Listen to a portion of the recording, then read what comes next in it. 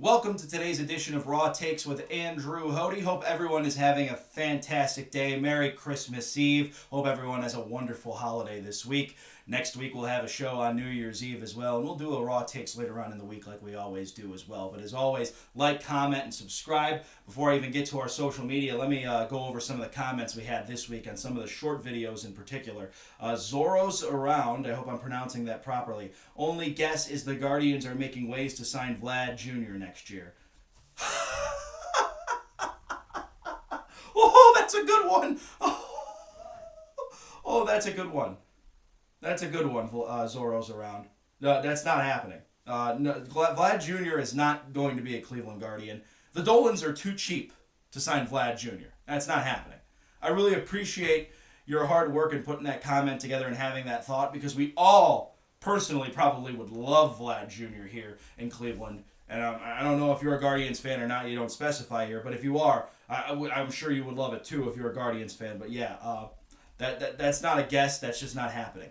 I'm sorry to laugh at that comment. I totally respect where you're coming from. I wish you were right, but I don't think it's happening at all. I really don't. I really don't. The Dolans are way too cheap for that. Carlos Santana is their answer. All right. Carol Holman 4446. Very ticked by Jim and Josh trade. The owners are cheap. Spend some cash. Okay. I don't disagree with that, Carol. Thank you for your comment, and you're absolutely right. And excuse me, I said Jim there, as though it's spelled like gin and juice, like the Snoop Dogg song, Jim and Josh, but it's him and Josh because of Jimenez. So yeah, I'm ticked by those trades too. I think they're stupid, and contenders don't do that. Carol, you're spot on. I am with you 100%. So thank you to Zoros Around and Carol Holman on their comments about the Josh Naylor trade over this weekend. I also want to give another shout out, David the Bowler, a frequent commenter and fan of the show. Back in the day, SMU was the bomb, but OSU and Florida got caught cheating, and the NCAA gave SMU a huge penalty, LOL. And by the way, just say DTR, much easier. Okay, I get that, DTR. Understood. And he was talking about SMU there, OSU, Florida getting caught cheating. So David the Bowler, thank you for your comments. And Ryan Leaf 386, I know this guy because he's one of my best friends. Pittsburgh made the playoffs last year, though. Spend the money elsewhere. Jimenez wasn't worth it. So yeah, I did make a comment about Pittsburgh, of course, getting back into the race in terms of, like, winning the division. They haven't won the division in a while, was my point, not just making the playoffs. The Steelers haven't won the division was the point I was going at there. And yeah, they're a consistent organization, so I'm not going to argue that, even though I'm a huge Browns fan. So thank you to David the Bowler, Ryan Leaf 386, and Zoros Around and Carol Holman 4446 for your comments on the YouTube shorts and videos. Much appreciated. And if you want to have your name called out here on Raw Takes with Andrew Hoty, please feel free to comment on all the videos listed. I try to get back to them as soon as I can. And of course, I'll give you shout outs on the show if you comment. So thank you very much. Liking, commenting, and subscribe. We have some big announcements going into 2025 that we're going to announce starting onward from this week going forward, but I'll get into that later on. So I just want to give that out there because we're going to have some new features on the show, some new guests. All that's coming up. So stay tuned with Raw Takes with Andrew Hoty. And another way to stay tuned with that is to check out the show on social media, Instagram, Hoty Raw Takes, Facebook, Raw Takes with Andrew Hoty, and on X, Twitter, whatever you want to call it, it's Hoty Andrew. That's my handle. Make sure to check out all the social media for Raw Takes with Andrew Hoty and my thoughts, because I have my Raw Takes, but I want to hear your Raw Takes. Reach out to me. Let me know what you think. If you disagree with me till you're blue in the face, and I want to hear about it. I mean, I have 4 ears now with my Mickey ears on the Santa hat here. So, welcome to Raw Takes with Andrew Hoty. Hope everyone is, as I said earlier, having a fantastic Christmas Eve as you're watching the show today. So, let's get things started with the game last night. The Green Bay Packers over the New Orleans Saints, the first shutout of the 2024 season, 34-0. Green Bay Packers are a really good football team. I know they're third place in the NFC North, so if you're looking at the standings from that aspect of things, you'll be like, Green Bay, they're third place? How? They're winning, and they're doing it kind of quietly. They did get swept by Detroit, but Detroit is obviously, I think, a much better team than Green Bay is. But Green Bay plays Minnesota next week, which may determine things in terms of who stands where in the NFC North. Minnesota's right on Detroit's tail. That's a really competitive division. But in terms of last night's game, Green Bay is just a really good football team. They're very well coached under Matt LaFleur. I know a lot of us haven't given him his flowers over the years because he had Aaron Rodgers. A lot of people were upset when Jordan Love was drafted by the Green Bay Packers, but this is what the Packers do. They did it with Brett Favre going to Aaron Rodgers. They did it with Aaron Rodgers now going to Jordan Love. And yet, of course, we don't know if Jordan Love's going to win a Super Bowl, but granted, this is a good premise or start for the Green Bay Packers to try to build something special, and so far they are. They're a very quiet 11-4 team. Obviously, they were in prime time last night. We know the Green Bay Packers have a historically great fan base. We know what they bring to the table in terms of that fan base, in terms of their offense, and their defense is really good this year, too. I don't think we're talking enough about how well the Packers have been defensively. They didn't allow the New Orleans Saints nothing. But obviously, the Saints have had some offensive personnel issues all season long. The Saints were 2-0 at the beginning of the season, and I remember doing a video about how I think the New Orleans Saints are a really good football team. Well, that's gone out the window. They're trash. They're awful. Nothing about the New Orleans Saints is good. They're a mess this year. They fired their coach. Obviously, they're going to be looking for a new head coach this upcoming offseason. And that's going to bring me questions about the New Orleans Saints because the Saints haven't really done a head coaching search since 2006 when they brought on board Sean Payton. It really hasn't happened. So it's an organization that hasn't been going through the coaching ranks and searches all that long. And I know Dennis Allen was a new hire after Sean Payton, but Dennis Allen was part of Sean Payton's staff. So it was kind of a quick hire after Sean Payton decided he was going to step down from the New Orleans Saints. So this is going to be a big thing for the New Orleans Saints to figure out, and I'm excited to see how they go through that process as an organization. But you look at the Green Bay Packers, obviously, they know what they are. Could the Green Bay Packers win a playoff game? I think so. They're very, very quiet.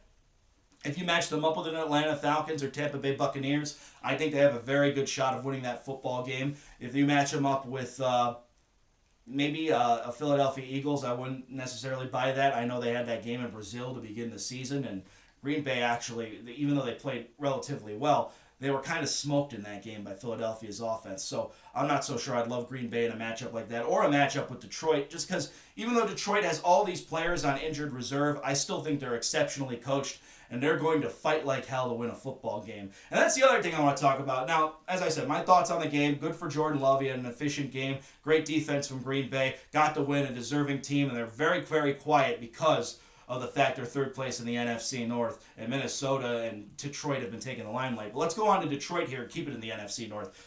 Detroit, they're exceptionally coached. They absolutely blew out the Bears this weekend. And the Bears relatively kind of deserved it because they're just not a good offensive team, and they really showed in this game that there's just nothing to be excited about if you're a Chicago Bear. And I know it's, I think, an intriguing job, but honestly, I don't think the organization is trustworthy, especially Ryan Poles, the GM. I just don't trust any of their plan right now, so I'm just going to throw that out in the open. I'd rather take the Saints job than the Bears job. That's just me. Granted, having said that, the Detroit Lions absolutely took it to the Bears, and granted, that's with a very beat-up defense. I think the thing with Detroit is after that game against Buffalo, there's a lot of people in the national media, especially, that are just bombarding the Detroit Lions with they're not going to the Super Bowl, they're too beat up, their defense is cooked. This is an exceptionally well-coached football team. And they're playing with that next man up mentality that the Cleveland Browns kind of played with last year. The Detroit Lions, I think, are going to be in the mix the rest of the year and going into the playoffs, obviously. They're going to the playoffs regardless, but into the playoffs, they're going to be a tough out. That's not going to just be a team that rolls over and dies to another team that may be better, but they'll fight like hell to win a game even if they lose it. I don't see the Detroit Lions just rolling over and dying to any team in the NFL right now, even in the AFC if they make the Super Bowl. Having said that, though, you pile up all this stuff on injured reserve. If you have good culture, you'll figure out ways to win, and the Detroit Lions have built that. They've found ways to win. So I think it's utterly ridiculous to just bombard the Detroit Lions with this all notion that they're not going to the Super Bowl. They haven't even gotten to the playoffs yet. Until we even see what the playoff field is with the 7 teams from the NFC and the 7 teams from the AFC, we have no idea. So I think the Detroit Lions right now, as they currently stand, they're fine. They're going to be just fine. So let's just keep it calm with the Detroit Lions. They lost a game to Buffalo. And granted, this is the other thing with Buffalo. They've kind of become the golden child, but they let up 44 and 42 points in back-to-back weeks. Their defense is very highly suspect. I get it. Buffalo's a tough out. I love what they're doing offensively. It's the same thing with Detroit. Their offense is doing really good things too, of course. We already know that. They're leading in the AFC right now.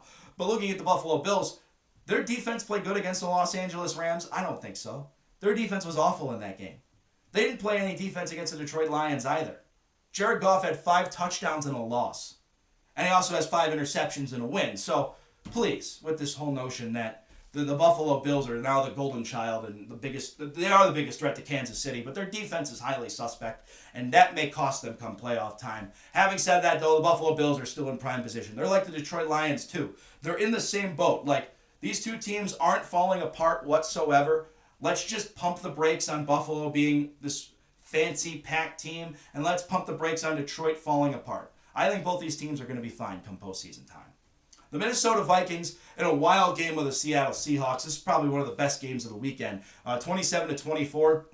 When you look at Seattle's schedule and you see all their wins, I'll be very honest with you, they have an Indiana Hoosiers style schedule. They beat a lot of bad teams and lose to a lot of good ones. So, you know what? I'm not really sold on the Seattle Seahawks. I know I've mentioned that numerous times. The Los Angeles Rams should win this division. But I am absolutely stunned by how that game turned out because Sam Darnold looked like an MVP candidate. Kevin O'Connell's probably going to walk away with the AP Coach of the Year, and I think he rightfully deserves it. Dan Campbell's up there too, of course, and maybe if Dan Campbell goes on and has a wild playoff run, he deserves it more. But Kevin O'Connell, with what he's been able to figure out with Sam Darnold and this offense and the wide receivers they have, the Minnesota Vikings just keep winning. And I know we've talked about the resurgence of Sam Darnold in Minnesota's hot start this year and how they're 13-2. They're right on Detroit's tail, and I get why we're talking about Detroit more, but Minnesota is right there in the thick of things. Now, come postseason time, I'm not sure they're going to do anything. I've said numerous times, I'm not so sure I'm bought into the Vikings winning a playoff game. They could, and I could be eating crow later and be wrong on that. So we'll see what takes place with that. But if I'm the Minnesota Vikings right now, I say if you're Kevin O'Connell, well-deserved, hopefully extension even beyond what you're doing now. He is one heck of a football coach. I think it's going to be an interesting situation what happens with Sam Darnold come the end of the season. Do you keep a guy who's really kept you in contention the whole year? You're 13-2 right now. Possibly you got to go 14-3. Maybe not win the division, but it's good enough to win any other division in the NFL. So there's a lot of question marks there with the Sam Darnold situation, and I think that's going to be something that's going to bring up some controversy going into the Vikings offseason. But let's just talk about the games we have left, though. Minnesota Vikings are having an incredible season, and it's fun to watch them, honestly. It really is. It was fun to watch them the other night play the Seattle Seahawks. And as for the Seahawks, as I said, they beat all these bad teams and they lose to these good ones. It's an Indiana Hoosier-style schedule. We'll talk about college football in a little bit. Another game to look at, I thought the Dallas-Tampa Bay game was a lot of fun. I'm mad, of course, the Cowboys won. I'm still rooting like mad for Baker Mayfield. Baker Mayfield didn't lose that game for the Buccaneers. That was absolutely on the receiver there on the fumble. It was a really ugly way to lose a football game. And that took away Tampa's control of the division. I really did. And Cooper Rush and how he plays for the Cowboys and how he gets some of these like big time wins at times. It's really, really weird. I don't necessarily know I love it all the way. It's the Dallas Cowboys. I mean, I don't like a lot of what they do and their fan base and all that. So it's whatever with that. But the Dallas Cowboys getting a pretty much, I mean, they're eliminated from playoff contention. They pretty much got a win they needed, at least for Mike McCarthy. A win Mike McCarthy needed. Obviously, there was some discussions with him and Jerry Jones after the game on camera. So, wow, that was something, I think, intriguing for Mike McCarthy and what his job status may be. But we'll have to see what takes place with that. I don't think he should be on the hot seat, ultimately because of his record with Dallas over the last few years. But in terms of this season and where the Cowboys are heading, it doesn't look like it's going anywhere upward. So that's why I think about making the move. But the Cowboys, yeah, they're spoiling Tampa's season a little bit. And Atlanta now in the driver's seat, absolutely blowing out the Giants this week. We saw Michael Penix for the first time in a football game, 34-7. Now, obviously, it's the New York Giants, and they had 2 pick sixes, so that also helped out. I'm not taking away anything from what we saw from the Atlanta Falcons, except the fact they were playing the New York Giants. So I think they're definitely in the mix to make a late season playoff push with a rookie quarterback, and they might be able to get it done. Their schedule is pretty favorable at the end of the year, and so is Tampa Bay's. I think they're going to be kind of swirling around each other to try to figure out who wins the division, but Atlanta has those 2 wins over Tampa Bay, and that may help them at the end. I think as a roster, the Atlanta Falcons are actually pretty good. Kirk Cousins has been a little bit of a problem, and we'll talk about Kirk Cousins to the Browns here in just a second, but I think they're pretty well coached overall, but the Falcons are kind of like the Seahawks, as they're playing a lot like an Indiana Hoosier style schedule, where they're beating a lot of these bad teams, and they're not really beating the really good teams. I guess you can consider Tampa Bay to be a good enough team, and they have 2 wins against them, but we haven't seen the Atlanta Falcons go out and beat someone that has a better record than them. In fact, even against Seattle, we saw Seattle take them down earlier this year. So the Falcons have a bad habit of getting blown out at really ugly times, and so that's why I'm not sold on them. Even if they make the playoffs, I don't think they're going to go on some miracle run. There's a lot of work to do with the Atlanta Falcons overall. But as I said, as a roster, I think they're probably the best between them and the Tampa Bay Buccaneers. But the Buccaneers do have some more explosive offensive talent, too, with Mike Evans getting healthy especially. But It's going to be fun to see down the stretch because that division is historically really bad right now. Obviously, the Saints and Panthers going nowhere, but the Panthers getting a win over the Cardinals. We like what we're seeing from Bryce Young right now, I think a lot of us. And you know what? We were counting him out a little too early. He's been benched. He's been battered and bruised over the last few years. I know I used the Dan Campbell line there, but he's been all over the map, and Bryce Young is starting to show us some stuff. I'm still not sold on him long term because of his height. I'm not so sure he's a franchise quarterback, but he's keeping the Carolina Panthers in games. And I'll say this, it was definitely a good head coaching hire to get Dave Canales, someone who's worked with undersized quarterbacks like Baker Mayfield in Tampa Bay, to be the new Carolina Panthers head coach. I think that was a phenomenal move by the Carolina Panthers overall. As long as their ownership isn't sticking in the mud for stupid decisions, like we've seen David Tepper do in the past, I think the Carolina Panthers may have a bright future. But it's going to be a future. It's not the now. It's going to be a while before I consider the Carolina Panthers any sort of contending team in terms of at least that division, let alone a Super Bowl. So that's where I stand on that matter of fact. Other games in the NFL this week, I didn't even mention my Cleveland Browns yet. They got smoked by Cincinnati. The first sweep Cincinnati got over the Browns since 2017, the year we went 0-16. I'm not surprised by it at all. The Browns are awful. DTR is awful. I'm done. I said this at the beginning of the year. I would have kept Tyler Huntley over DTR. Maybe money was a factor. I don't know. I'm done with DTR. There's nothing about him that excites me. If I'm the Browns, I'm putting Jameis Winston out there against Miami this upcoming Sunday. I think Jameis Winston is just more exciting for the fans. I would love to. I'm going to the game on Sunday. I would love to see Jameis Winston in a Browns uniform once again, at least one more time. I'm not saying he's the future, but I think for the fan base, it'd be much more fun to see Jameis Winston than DTR. DTR's awful. I'm sorry. I'm just putting it out there. He's not good. He's probably a backup at best, and maybe a lower-end backup. I don't see anything in DTR. I didn't see anything in DTR since last year, really. I thought he had some great preseason moments. I think there is a capability to make some good decisions in him, but it's going to take a long time in order to do so. He's got a very low ceiling, and obviously as a fifth-round draft pick, usually you do. So DTR, yeah, I'm done with DTR. He was awful. He really was. Dustin Hopkins was also awful. How are you missing extra points like that? Something mentally is going on there. Cade York missed a field goal too, but he ended up coming back and keeping things fine for the Bengals. But Dustin Hopkins is not doing what he was doing last year. That extension is looking like a big mistake on the Cleveland Browns' part, and we'll have to see what they do with that. But there is a lot of holes to fix on this football team. But there's not many stories coming out with the Cleveland Browns other than it's time to rebuild or go get Kirk Cousins. And rebuilding I could kind of understand if you're looking at trading Myles Garrett. If you get a Kirk Cousins on a cheap contract for a year and then you go get your guy in 2026, I also don't think that's necessarily a bad idea if you're Kevin Stefanski and Andrew Berry. Because next year, Kevin Stefanski and Andrew Berry, if they both stay, are on the hot seat. They both are.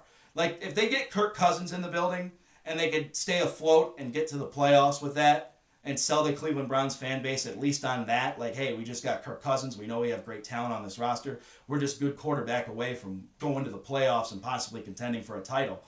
I think that's much better, the better direction for Kevin Stefanski and Andrew Berry. If you're going to go out there and draft a quarterback, I think it's going to be really tough because quarterback development takes time. We're seeing Jaden Daniels take off and Bo Nix take off and C.J. Stroud last year take off relatively quickly. But that's not every quarterback situation. Look at Caleb Williams with the Chicago Bears.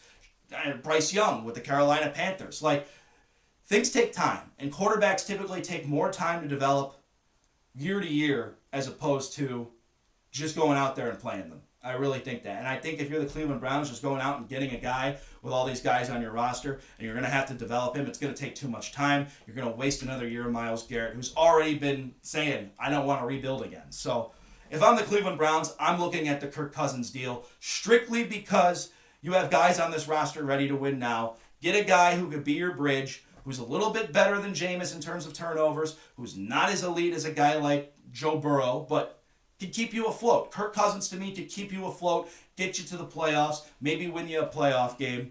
I'm not saying the Browns should just draft a quarterback because I think if they draft a quarterback, they're going to have to develop him and they're going to need patience. And Kevin Stefanski and Andrew Berry next year are going to be in a position where there is no patience. They're going to have to win now. or else the fan base is going to turn on both of them. I personally don't think the fan base has turned on Stefanski in Cleveland. I think we're blaming everybody else around him, and I think that's the right mentality here. I don't really put this season on Kevin Stefanski, and I'm not excusing him by any matters for a bad season, but I don't put this season on Kevin Stefanski solely because I think there's a quarterback in the building who's uninterested in Deshaun Watson. You got Jameis Winston, who's a turnover machine. Kevin Stefanski's not throwing the picks on the field, and you have DTR, who you drafted, who's on Andrew Berry most likely, but you probably already know DTR is not going to be your guy in the future. So please, that's the situation going on with Kevin Stefanski and why I'm defending him and don't think he deserves to lose his job at all. And already he's beaten Pittsburgh and Baltimore. What coach beats Pittsburgh and Baltimore in the same season in Cleveland ever before Kevin Stefanski? Really, ever. Freddie Kitchens in 2019 is the only one I could think of that did that. And it was in a losing effort, and that season was a disaster. And it was the right move to move on from Freddie Kitchens. So, yeah, that's my thoughts on moving off of Stefanski. I know I'm a Stefanski defender. I've been defending him all year. I think we need to give him one more year. But that doesn't mean he shouldn't be on the hot seat next year. And if you're going to go draft a quarterback, you better be sure he's a Bo Nix, C.J. Stroud, or a Jaden Daniels type quarterback. Or else you're going to have to develop him, and it's going to take time. And Kevin Stefanski and Andrew Berry aren't going to be here for that. They're going to be fired by then. So that's important. Go get Kirk Cousins. That's my thoughts on the Browns.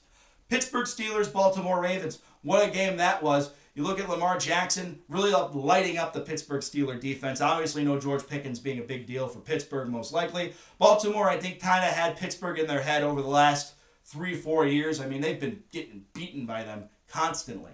So I think Baltimore needed a win for them over them for this purpose indeed. I think when you look at Russell Wilson and what we've seen from the Pittsburgh Steelers overall, that their offense can be limited at times, and it definitely was with no Pickens in the lineup. Pittsburgh, I still think, has a really good course to win the division. They got Kansas City and Cincinnati. Cincinnati's still fighting for a playoff spot. I didn't even bring them up in that game against Cleveland because they're still fighting for a playoff spot, and they could easily do so. I'll explain that in a minute. And you look at Baltimore as well.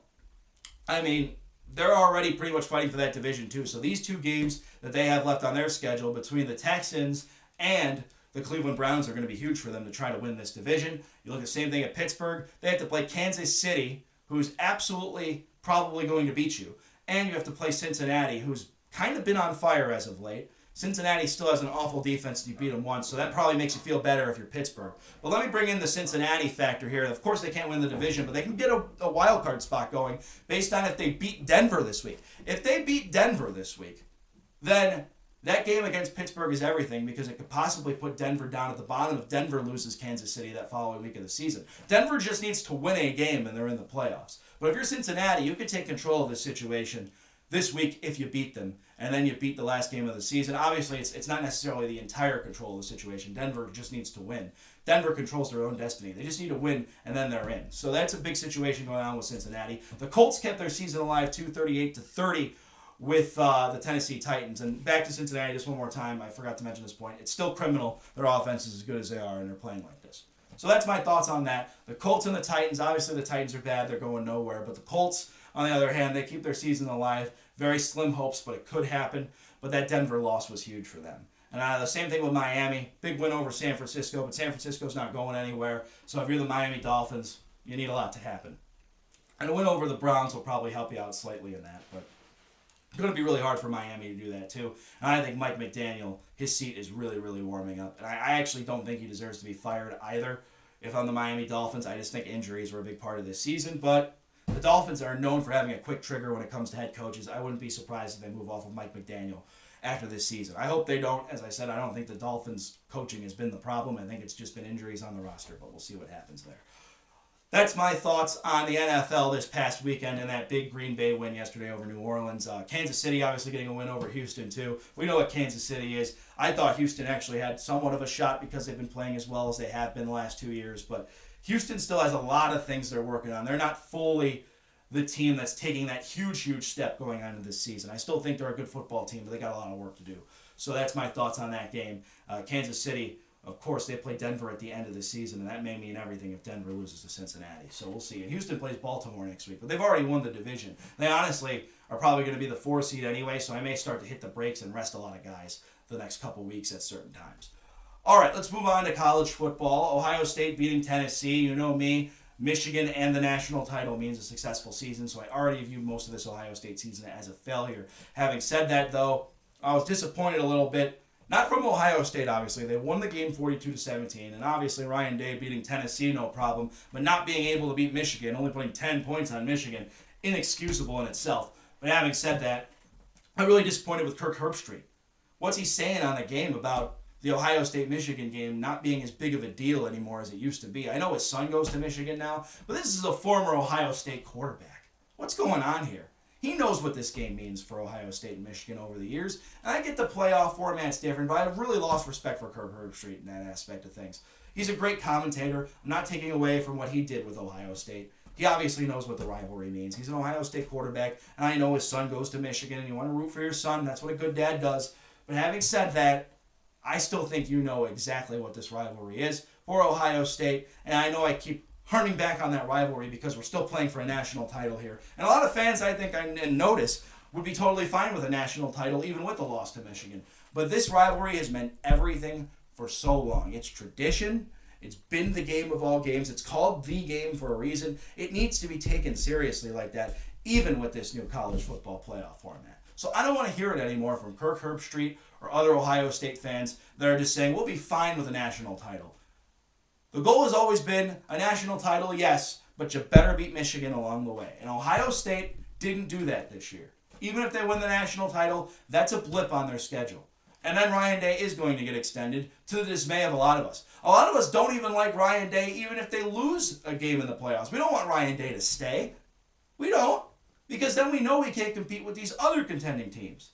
And we know Michigan gets in his head and all that. And Michigan's just going to hang out a national title over your head too. They're going to be like, yeah, Ohio State won the national title, but we beat them, so we're fine. That's what they're thinking in their heads. So please, the Michigan rivalry is everything, just as much as a national title. Both need to happen or Ohio State has an unsuccessful season. I'm unhappy if Ohio State beats Michigan and doesn't win the national title. I am unhappy in that situation.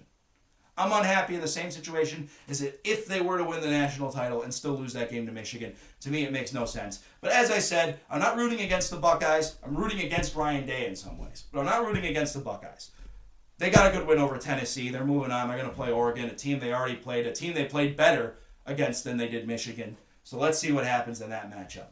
SMU got absolutely blown out by Penn State, and so a lot of people are saying SMU didn't belong. But did Alabama belong? And this is my other point about Alabama. Alabama lost to Vanderbilt and Tennessee. Tennessee beat both Alabama and Vanderbilt and then got blown out by Ohio State in the playoffs. Alabama didn't belong. SMU belonged over them based on their records. So I'm not criticizing the committee for that decision. And it goes to the Indiana game too. Indiana 27-17 lost to Notre Dame. Obviously, they were outclassed, but Indiana still record-wise proved they belonged. It doesn't mean that Indiana wasn't outclassed by every team probably and most likely in the college football playoff, but please, they deserve to be there. They had a good season. Kurt Cignetti got a good extension. Let's see what happens with their program moving forward. Indiana had every reason to be in the college football playoff, and I'll defend the Hoosiers on that. They didn't show up in the college football playoff, but they had the right to be there. Same thing with SMU. I think the committee got this right. The seeding we'll have question marks about. I know Boise State being a 3 seed is a little interesting, but hey, they played Oregon really, really tough. They ended up losing to Oregon, but that was only by a field goal. They almost beat Oregon. So Boise State definitely in the mix here. I think the Georgia team we've seen, Georgia, I think has had better teams in the past, but this is still a really good Georgia team. Kirby Smart, and this is another argument people bring up, back to Ohio State for a second as well.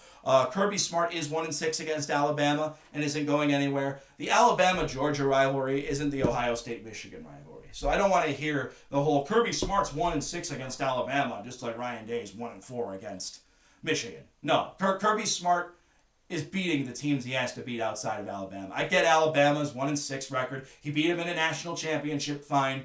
But Alabama's not Georgia's main rival. So please. I don't want to hear the whole Kirby Smart's not going anywhere. So why should Ryan Day? That's ridiculous. Yeah, looking at this bracket right now, Texas is going to be taking on Arizona State. I think Texas is going to roll. Boise State and Penn State, that game I think is going to be fun. I wouldn't be surprised if Boise State ends up pulling it out because of how they played Oregon, but I don't think Penn State is out of this game whatsoever. I think Penn State could easily win this game too. So I'm excited for that matchup. I think those are two evenly matched teams right there. You look at Notre Dame and Georgia. I really love this matchup too. I know I just talked about Kirby Smart and the whole 1-6 to Alabama thing, but yes, I think that's going to be just fine for Notre Dame and for Georgia. I'm really excited to see Georgia and Notre Dame in that game. I think it's a really good matchup. I just don't think Notre Dame is good enough to overtake Georgia. And of course, Texas, Arizona State, Ohio State, Oregon, a rematch. That's going to be huge for Ryan Day and for Dan Lanning. I think Dan Lanning is the best coach left, and Kirby Smart, of course, he's already a national title champion. So I think it's going to come down to Oregon, probably Georgia as well going forward, but there is a lot of intriguing football games here. This 12-team format has been a lot of fun, so I'm excited to see what takes place going into this weekend.